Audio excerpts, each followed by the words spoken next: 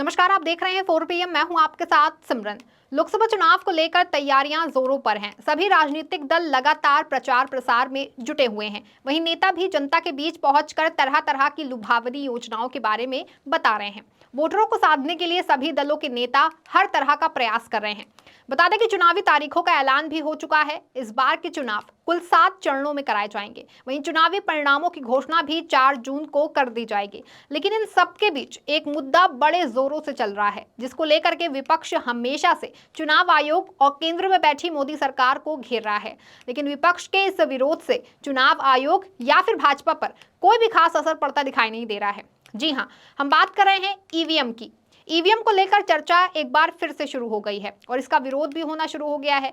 जैसे जैसे चुनाव नजदीक आता जा रहा है, वैसे ही ये मामला गंभीर होता जा रहा है। विपक्ष इस पर करारे तेवर दिखा रहा है। मानो ऐसा लग रहा है कि चुनाव से पहले ये मुद्दा और भी गंभीर हो जाएगा। कुछ दिनों पहले तक ये था कि विपक्ष के कुछ नेता ईवीएम को लेकर के बोलते थे तो कुछ चुप्पी साधे रहते थे, लेकिन अब ईवीएम के मुद्दे को लेकर सभी दल एक साथ एकजुट होकर बोल रहे हैं। ऐसे में बड़ी क्रांति की ओर भी कहीं ना कहीं इशारा कर रहा है। खैर, बता दें कि 14 जनवरी को मणिपुर से शुरू हुई भारत जोड़ो न्याय यात्रा का भव्य समापन मुंबई में हुआ। इस दौरान इंडिया गठबंधन में शामिल नेता मौजूद रहे। न्याय यात्रा 63वें दिन समाप्त हुई। 14 जनवरी को मणिपुर से शुरू हुई 6,600 किलोमीटर की ऐतिहासिक यात्रा मुंबई में समाप्त हुई है। इसे लेकर के रमेश ने कहा कि इस सफर में हम 15 राज्यों, कम से कम 110 जिलों से होते हुए और करोड़ों लोगों से संपर्क करते हुए गुजरे। यात्रा में राहुल गांधी ने 15 जनसभा की और 70 जगहों पर जनता को संबोधित किया। यात्रा के समापन के दौरान जिस तरह से विपक्षी इंडिया गठबंधन की एकता दिखी, इससे एक बात का अंदाजा तो भाजपा को भी हो गया है कि ये लड़ाई लंबी चलने वाली है। हालांकि इस दौरान भले ही भाजपा को जमकर घेरा गया हो, लेकिन इससे भी ज्यादा चर्चा ईवीएम को लेकर हो रही है। ईवीएम को लेकर अब जिस तरह से कांग्रेस और अन्य दलों ने बोलना शुरू किया है, इससे एक बात तो सामने निकल के आ रही है कि भाजपा को अभी बड़ी चुनौतियों का सामना करना पड़ेगा।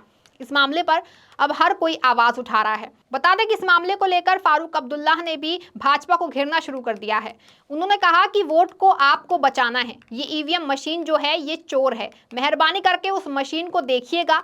जब आप अपना बटन दबाएं, जो कागज वहां से दिखेगा वो देखिएगा कि आपका वोट उसमें है या दूसरा वोट गया है। नेशनल कॉन्फ्रेंस प्रमुख फारूक अब्दुल्ला ने कहा कि हमने बहुत शोर किया, कहा वापस कागज का लाओ, इस मशीन को हटाओ। साथ ही उन्होंने कहा कि मुझे उम्मीद है कि जब इंडिया गठबंधन की बहुमत आएगी उसमें ये मशीन खत्म हो जाएगी और दूसरी बात होगी कि इलेक्शन कमीशन आजाद हो जाएगा, वो मुक्त हो जाएगा। उसमें जो लोग होंगे वो भारत से प्यार करते होंगे और उस मिट्टी को प्यार करते होंगे। फारूक अब्दुल्ला ने कहा कि बहुत चुनौतियां हैं, उन चुनौतियों का हम सबको मुकाबला करना है। जितने भी लीडर यहाँ बैठे हुए हैं, हमें इकट्ठे इस कश्ती को चलाना है और इस कश्ती को डुबाने के लिए बहुत लोग खड़े हैं, उनका ख्याल रखिएगा। अगर इंडिया मजबूत रहा और हम लोग सिर्फ ये सोच कर निकले कि हमें भारत को बचाना है। वहीं कांग्रेस नेता राहुल गांधी भी इसे लेकर अब एक्टिव मोड में नजर आ रहे हैं। राहुल गांधी ने भी अब ईवीएम मामले को लेकर भाजपा और चुनाव आयोग को घेरना शुरू कर दिया है। अब जिस तरह से विपक्षी दलों की बातें उठना शुरू हो गई हैं, इससे ये साफ है कि ईवीएम पर अब कुछ ना कुछ नया फैसला भी आ सकता है। खैर, राहुल गांधी ने तो इसे लेकर ये तक कहना शुरू कर दिया है कि राजा यानी कि पीएम मोदी की जीत ईवीएम की बदौलत ही होती है। और आगे क्या कुछ कहा राहुल ने, आप वीडियो में सुनिए। राजा की आत्मा ईवीएम में है। सही है, सही है। राजा की आत्मा ईवीएम में है।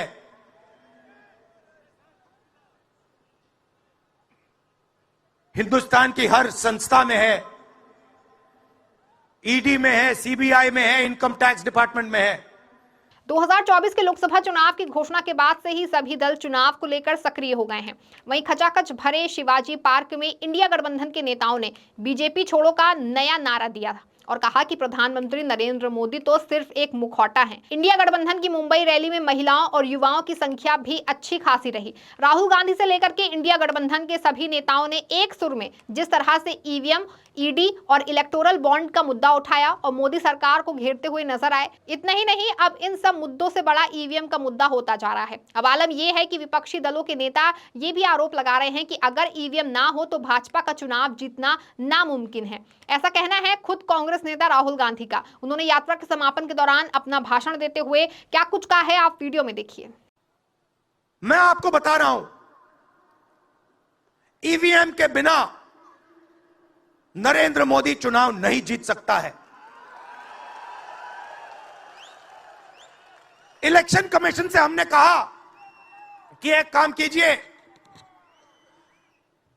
विपक्ष की पार्टी को ये मशीनें दिखा दीजिए, खोल के हमें दिखा दीजिए ये कैसे चलती हैं, हमारे एक्सपर्ट्स को दिखा दीजिए। इलेक्शन कमीशन नहीं दिखाता। फिर हमने कहा देखिए, इसमें से कागज निकलता है, वोट मशीन में नहीं है, वोट कागज में है।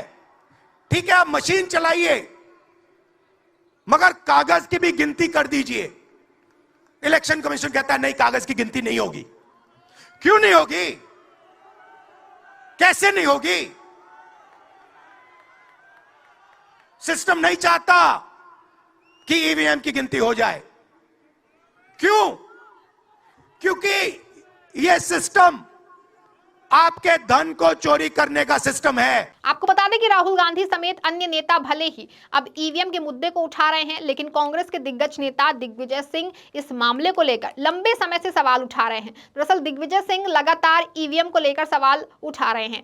वो वीवीपैट से निकली पर्ची की गिनती की मांग भी करते रहे हैं, साथ ही चुनाव आयोग पर आरोप लगाते रहे हैं कि हमारी मांगों को ये सुनते नहीं हैं। पिछले दिनों भोपाल में दिग्विजय सिंह ने एक डेमो दिलवाया था, जिसमें आरोप लगाया गया था कि वीवीपैट से छेड़छाड़ हो सकती है। साथ ही उन्होंने कहा था कि हमारी पार्टी भी अब इस मुद्दे पर हमारे साथ है। इतना ही नहीं, दिग्विजय सिंह ने तो मोदी सरकार को भी जमकर घेरना शुरू कर दिया है। दिग्विजय सिंह ने ईवीएम को लेकर हाल ही में एक बयान दिया था, जो कि काफी ज्यादा वायरल हुआ। उन्होंने ईवीएम पर सवाल करते हुए जो कुछ कहा, आप वीडियो में देखिए।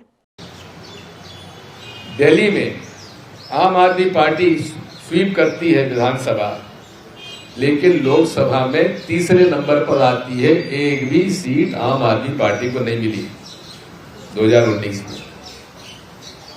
अब यह प्रश्न बार बार हमसे कहा जाता कि साहब, आप कर्नाटक में कैसे जीत जाते हैं, हिमाचल में कैसे जीत जाते हैं, आप तेलंगाना में कैसे जीत जाते हैं।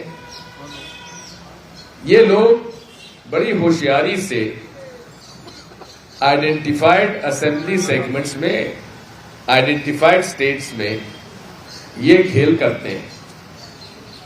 और वो इसलिए करते हैं, अगर तमिलनाडु में भाजपा जिता दोगे तो वहां पोलिंग हो जाएगी, या केरला में नहीं जिता दोगे तो पोलिंग हो जाएगी। बता दें कि दिग्विजय सिंह इस मामले को लेकर के समय समय पर आरोप लगाते रहे हैं, लेकिन इससे चुनाव आयोग पर और उसमें मौजूद अधिकारियों पर कोई फर्क पड़ता दिखाई नहीं दे रहा है। ऐसा इसलिए भी है क्योंकि चुनाव आयोग कहीं ना कहीं भाजपा के इशारों पर ही चल रहा है, ऐसा विपक्ष के नेताओं और लोगों का कहना है। खैर, बता दें कि एक तरफ विपक्ष और देश की जनता है जो कि ईवीएम में हो रही धांधली को लेकर के शिकायतें दर्ज करवा रही है, वहीं मुख्य चुनाव आयुक्त राजीव कुमार साहब हैं, इन्हें इसकी गंभीरता का अंदाजा भी नहीं है। अभी हाल ही में उन्होंने वोटिंग मशीन के आलोचकों को शायराना अंदाज में जवाब दिया।